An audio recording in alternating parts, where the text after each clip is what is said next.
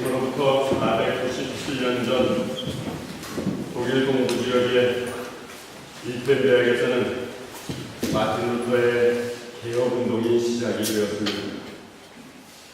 루터는 당시 면죄부를 팔면서 신앙인들을 괴롭혔던 이 교회의 잘못된 모습들을 바로잡기를 원했습니다. 또 신앙인들이 사람이 아니라 교회가 아니라 하나님을 향한 순수한 믿음을 회복하기를 원했습니다. 그래서 루터는 성령의 권위를 강조했습니다. 오직 성경을 우리가 살아갑니다. 하나님의 은혜를 강조했습니다.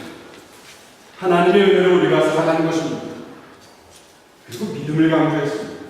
오직 믿음으로 우리 구원을 얻을 수 있습니다. 그러면서 부패한 교회를 새롭게 하고자 개혁을 시작했던 것입니다. 이 개혁운동은 수많은 시련과 오랜 고통의 시간을 지나갔지만 결국 오늘날 우리들의 신앙의 근간이 된 것입니다.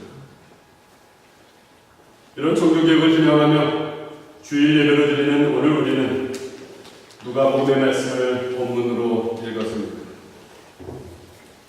오늘 예수님께서는 우리가 잘 아는 무화과 나무에 대한 비유로 말씀을 하십니다. 특별히 예수님께서는 당신 하나님을 사랑한다는 신앙의 겉모양이 좋게 보이는 바리새인들을 지적하시면서 말씀이었습니다. 바리새인들 향해서 신앙의 개혁을 요구하시는 말씀인 것입니다. 그러면서 무화과 나무를 예를 들어서 말씀을 하셨습니다. 예수님 말씀하신 이 무화과 나무에는 몇 가지 특징이 있습니다. 이 특징을 우리가 마음에 담아야 예수님이 무화과 나무에 비유를 하신 그 이유를, 그 배경을 깨닫게 되는 것입니다. 이 무화과 나무는 사실은 관상용 나무가 아니라는 것이 특징입니다. 사람들이 저번에 심어놓고 보기에 좋다라고 심는 그런 관상용이 아니라는 것입니다. 여러분들은 이 무화과 나무를 보셨는지 모르겠습니다. 독일에도 가끔은 정원에 심어져 있는 것을 보기도 합니다. 가만히 보면 이 무화과 나무는 이 곧게 자라는 것이 아니라 이리저리 틀어져서 삐뚤어지게 가지를 뻗는 나무입니다. 그래서 이 무화과 나무는 나무로서는, 정원수로서는 그렇게 볼품이 없는 그런 나무인 것입니다. 또 가지들이 나무들이 이렇게 비틀어서 자라다 보니까 가구를 만드는 재료로도 쓸 수가 없는 것이 무화과 나무입니다. 나무가 굵거나 나무가 곧거나 할 때는 가구를 만드는 재료로 쓸 텐데 이 무화과 나무는 굵지도 않고 곧지도 않습니다. 그래서 가구를 만드는 재료에는 쓸 수가 없는 것입니다. 그렇다고 무화과 나무에서 아름다운 꽃이 피는 것도 아닙니다. 우리나라 말로 번역한 이 무화과라는 것은 꽃이 없다라는 것입니다. 또 이 무화과 나무는 향기가 없습니다. 향기로운 것이 아닙니다. 이것이 무화과 나무의 본질이고 특징입니다. 그렇다면 이 무화과 나무가 심겨진 그 목적은 과연 무엇입니까? 그것은 단 한 가지, 열매입니다. 열매를 얻기 위해서 이 무화과 나무를 심는 것입니다. 꽃도 아닙니다. 나무도 아닙니다. 오직 열매를 위해서 무화과 나무는 존재하는 것입니다. 이 무화과 나무의 특징에서 우리는 예수님께서 무화과 나무를 들어서 비유하신 그 비유의 중요한 진리를 깨닫게 되는 것입니다. 이 무화과 나무라는 것은 다른 용도로는 별로 쓸모가 없는 것입니다. 나무에는 여러 가지 용도로 쓰여지는 나무들이 참 많습니다. 근데 이 무화과 나무는 다른 용도로는 별로 쓸모가 없습니다. 그러나 열매를 위해서 중요하고 아주 필요한 나무라는 것입니다. 그렇습니다. 이 세상에 살아가는 모든 존재들이 다 그런 것입니다. 이 존재들은 반드시 목적이 있다는 것입니다. 하나님이 주신 이 세상의 모든 것은 분명히 목적이 있다는 것입니다. 그가 여러모로 쓸모가 있는지 여러모에 쓸모가 없든지 상관없이 하나님께서 이 땅에 보내신, 이 땅에 만드신 목적이 분명히 있다는 것입니다. 살아있는 이 순간, 우리가 살고 있는 이 환경, 우리가 살고 있는 이 현장 속에도 목적이 있다는 것입니다.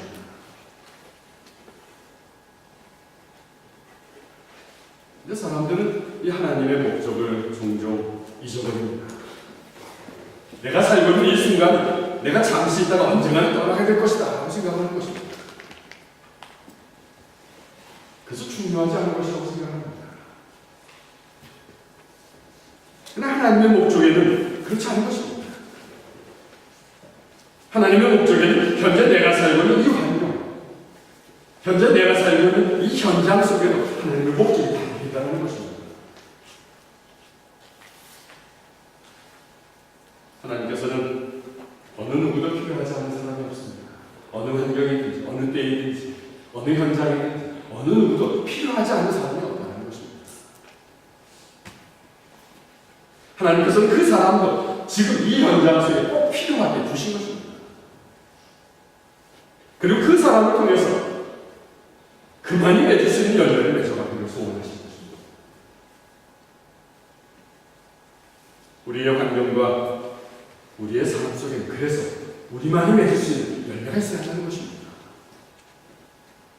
그 열매를 하나님께서 기다리고 계신 것입니다. 그런데 오늘 본문 6절에 보니까 이 무화과 나무에는 열매가 없었습니다. 오늘 본문 6절을 보시겠습니다. 같이 읽어봅니다. 예수님께서 이런 비유를 말씀하셨습니다. 어떤 사람이 무화과 나무 한 그루를 자신의 포도밭에 심었다. 그는 이 나무에서 열매를 얻으려고 왔으나 아무것도 찾지 못했다. 열매를 얻으려고 왔으나 아무것도 찾지 못했다. 열매를 맺는 것이 나무의 목적이었는데 그것도 이 무화과 나무만 열릴 수 있는 이 무화과를 열는 것이 그 열매를 열는 것이 이 나무의 목적이었는데 꼭 있어야 열매가 없다는 거죠. 더구나 7절에 보니까 3년이나 열매가 없었다. 심었더니 바로 열매가 안 됐다. 그래서 주인이 잘라버리겠다는 사실이 아니라는 것입니다. 무화과나무 주인은 열매를 심어놓고 이제 열매를 맺을 때부터 시작을 해서 3년 동안이나 이 무화과나무에서 열매를 기다렸다는 것입니다. 그런데 이 무화과나무에서 열매를 얻을 수가 없었다는 것입니다. 여기서 주인이 3년을 기다렸다는 것은 무슨 의미하는 것입니까? 주인이 기다렸다는 것은 하나님께서 그동안 인내하시면서 참으셨다는 것을 의미하는 것입니다. 그럼 하나님께서 인내하시면서 기다리시는 중에 무엇을 하셨겠습니까? 이 주인의 열매를 기다리면서 인내하면서 그동안 무엇을 했겠습니까? 아마도 하나님께서는 우리 삶의 열매를 맺도록 여러 가지 조치를 취하셨을 것입니다. 때로는 주시기도 하셨을 것입니다. 때로는 꺾기도 하셨을 것입니다. 때로는 빼앗아가기도 하셨을 것입니다. 때로는 우리를 건강하기도 하시지만 때로는 병이 들기도 하시면서 경고를 주시기도 하셨을 것입니다. 때로는 우리를 높이기도 하시고 때로는 우리를 낮추기도 하셨을 것입니다. 열매를 위해서 여러 가지 모양으로 하나님께서 우리를 만드셨다는 것입니다.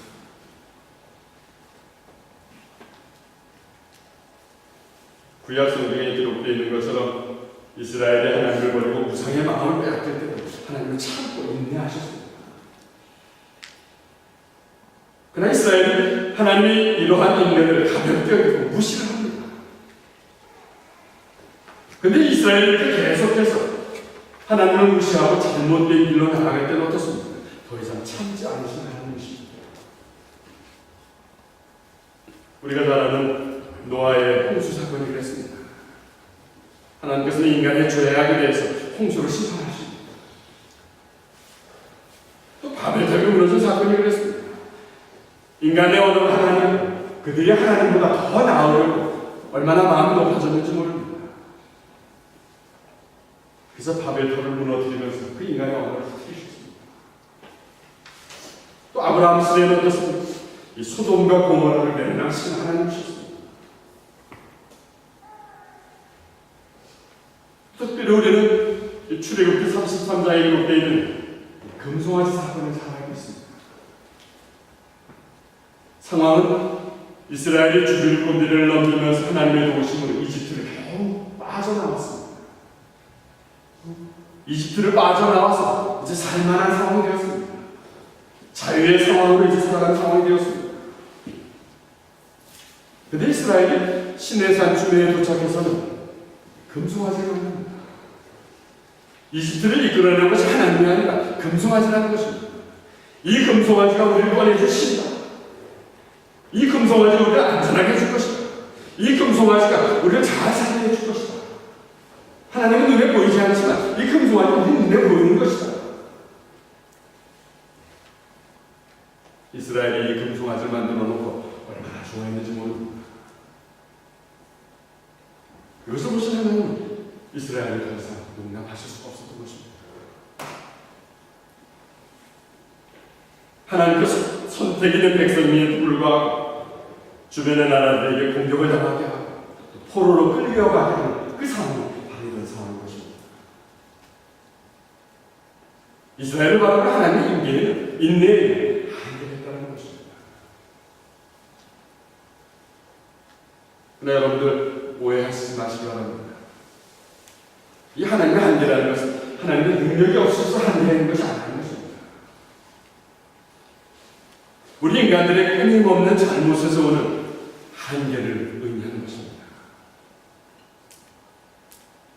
그런 한계를 본 오늘 본문의 주인은 이렇게 이야기합니다. 3년을 충분히 두고 보았는데도 아직도 열매가 없구나. 열매가 없는 것을 위해서 땅도 못 쓰지 않는다. 땅만 차지하고 있지 않는다. 열매가 없는 것을 위해서 매번 걸음을 주면서 걸음을 버리는 것이 아닙니다. 또 수고를 한다 해도 열매가 없는 것이라면 헛된 것이 아닙니다. 그러니 무엇 때문에 더 그 일을 계속하겠는가? 그러니 이제는 찍어 없어 버려라. 근데 바로 이 순간에 구사일세의 기쁜 소식이 들렸습니다. 오늘 본문의 8절의 말씀입니다. 같이 읽어봅니다. 주인님, 올해만 그냥 놔두십시오. 제가 남은 주위에 보람을 하고 걸음을 주겠습니다.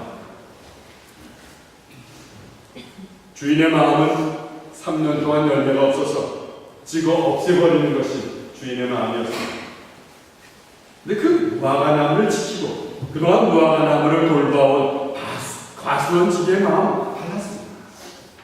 과수원지기는 주인에게 간절하게 부탁합니다. 자신이 좀 더 걸음을 주겠다고 부탁합니다. 자신이 좀 더 가꾸어 보겠다고 부탁합니다. 만약에 이 과수원지기가 그런 부탁을 하지 않았다면 이 무화과나무는 그냥 지키고 말았을 것입니다.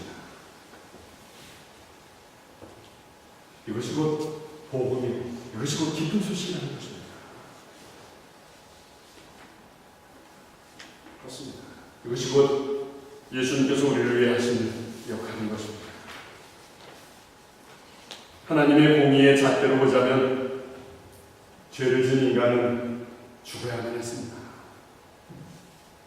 그런데 하나님의 사랑은 어떻게 해서든지 살리는 것이었습니다. 이 하나님의 공의와 하나님의 사랑의 중간에서 사랑의 사이에서 역할을 하신 분이 바로 예수님이신 것입니다.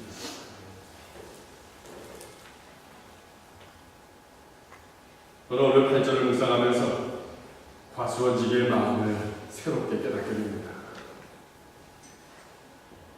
과수원지기는 그동안 무화과나무를 돌보면서 이 무화과나무에서 열매를 맺지 못하는 것이 상당히 안타까운 마음이 들었다는 것입니다. 무화과나무가 열매를 맺지 못하는 것에 대해서 비판을 하지 않았습니다. 지적을 하지 않았습니다. 무관심하게 그냥 놔두지는 않았다는 것이 깨달았습니다.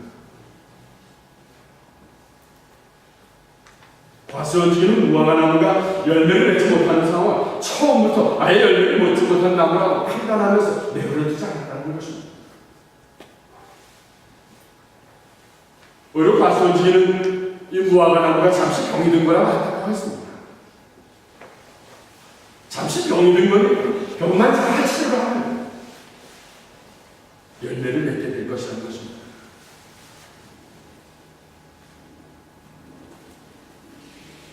근데 저는 여기서 이런 상황이 만약에 우리가 과수원지기여서 우리의 상황 속에 이런 상황이 벌어진다면 우리는 어떻습니까? 생각해 봅니다.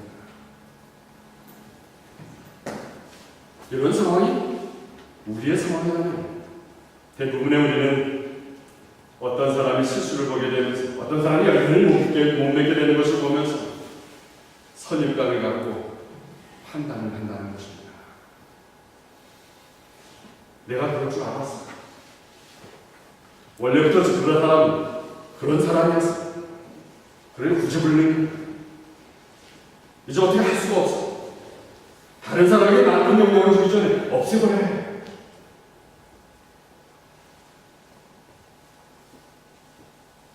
나 오늘 본문의 과수원지기는 그렇게 하지 않았습니다. 나무가 잠시 병이 들어서 열매를 맺지 못하는 것을 보았습니다.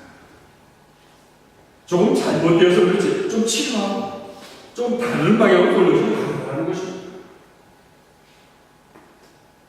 조금 더 살펴준다면 얼마든지 열매를 맺을 수 있는 것으로 과수원지기는 본 것입니다. 더구나 우리는 이 과수원지기의 모습에서 우리에게 더욱 도전이 되는 것이 있습니다. 그것은 책임입니다. 이 과수원지기가 함께 책임을 지겠다는 것입니다. 열매를 맺지 못한 것은 자신에게 책임이 있다는 것입니다. 이 과수원지기는 자신의 나무를 무척이나 사랑하는 것 같습니다. 그래서 책임을 지겠다는 것입니다. 그렇습니다. 이 사랑이라는 것은 책임을 지는 것입니다. 그런데 사랑하지 않는 사람들은 어떻습니까? 서로 이 책임을 회피하는 것입니다. 서로가 잘못한 것만 들추어냅니다. 서로가 누가 더 잘못했는가 들추어내면서 책임을 회피하는 것입니다.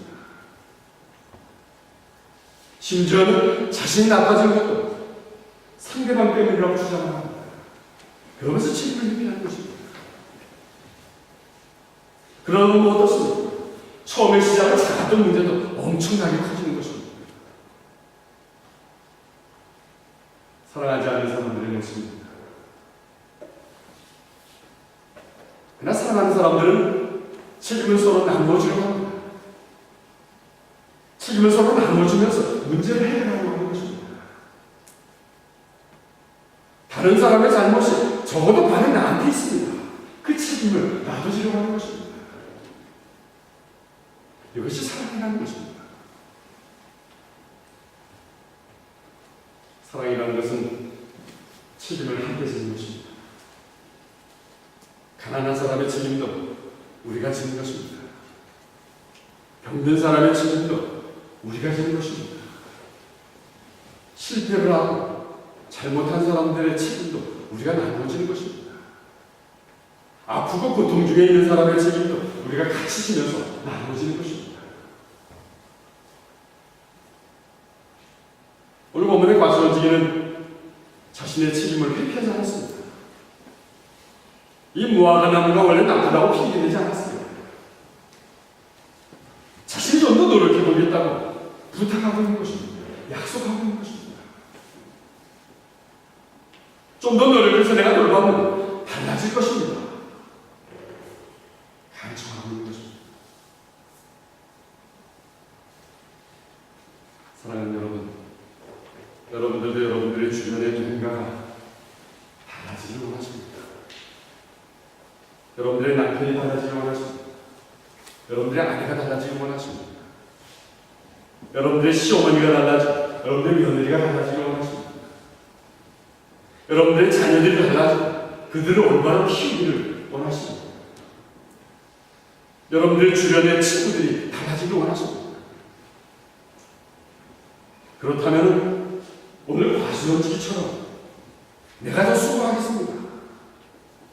내가 더 책임을 지고 같이 뭔가 해보겠습니다.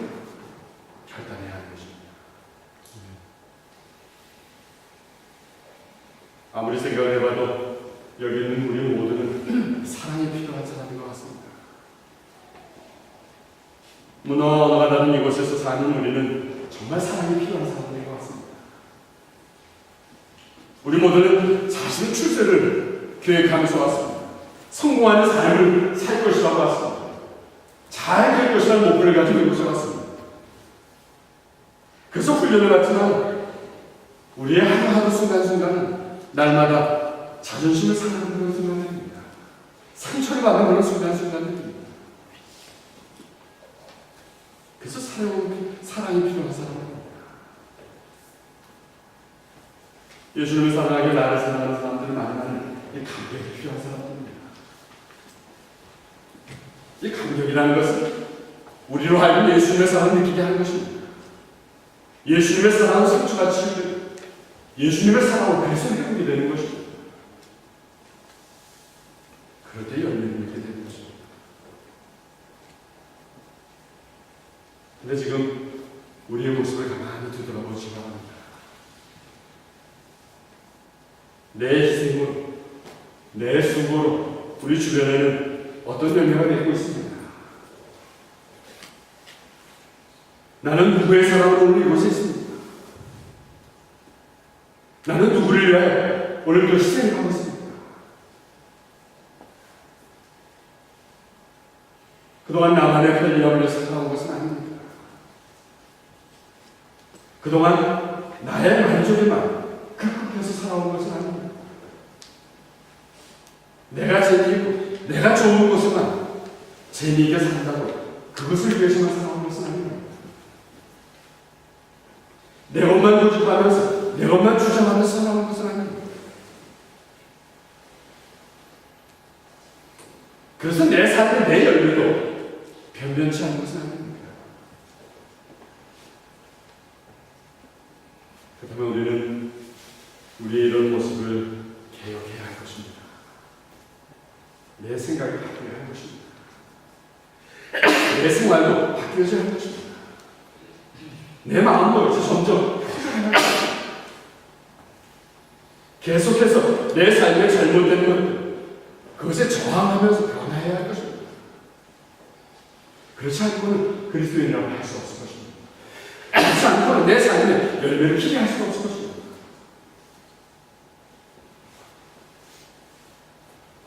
왜 우리가 변화하지 않으면 그리스도인이라고 할 수 없습니까? 왜냐하면 우리 개신교 교인들은 프로테스탄트라고 부르기 때문인 것입니다. 우리는 프로테스탄트입니다. 이 단어의 역사적인 배경은 독일어의 프로테스티어라는 의미입니다. 종교개혁 당시에 우리 마나임 근처에 있는 슈파이의 한 영주가 있었습니다. 이 영주는 로마의 교황, 로마의 정치자입니다. 이 루테의 개혁에 동참을 합니다. 그러면서 루테의 개혁을 지지합니다. 그러면서 로마 캐톨릭 교회의 부정부패에 자신의 의견을 단호하게 이야기합니다. 나는 로마 카톨릭 교회 부패 부정을 저항합니다. 이 프로테스티의 르엠시 카톨릭스 키르 이 말에서부터 시작이 되어서 우리 개신교를 저항하는 사람들 프로테스탄트라고 칭하는 것입니다. 우리의 잘못된 옛 생각에 저항하는 사람들입니다. 우리의 잘못된 옛 모습에 저항하는 사람들입니다. 그리고는 하나님을 원하서 새 것으로 변화되는 것입니다. 여기 우리 개신교의 매력이 있는 것입니다. 우리 그리스도인들은 예수님의 말씀을 받은 그날부터 삶의 새로운 기준이 생깁니다. 그 예수님의 말씀을 받은 그날부터 그 새로운 기준이 나의 옛 행실들을 하나둘씩 버리게 만듭니다. 그리고 매일매일 새로워지는 것입니다. 나의 이 사람을 버리고 예수님의 인격으로 새로워지는 것입니다. 주님이 주신 새 생명으로 날마다 내가 새로워진 것입니다. 그래서 진정한 그리스도인은 열매를 맺으면서 살아가게 되어 있는 것입니다.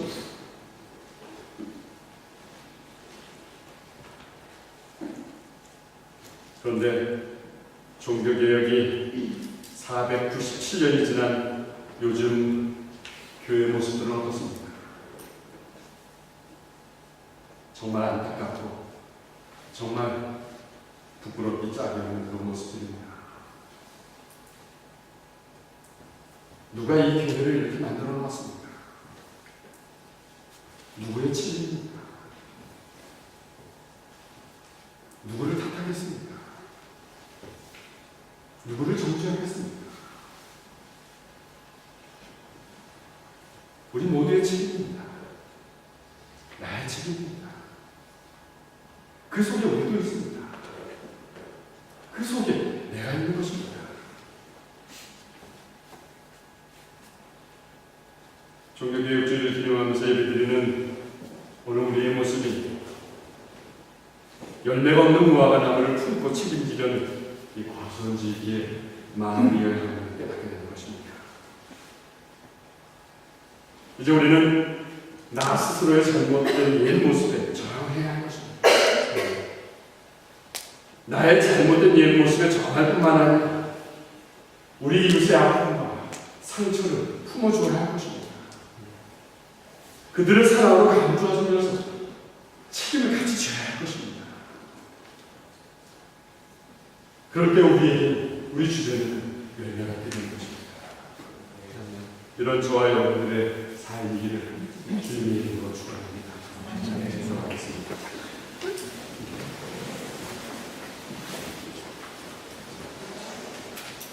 사랑의 주님,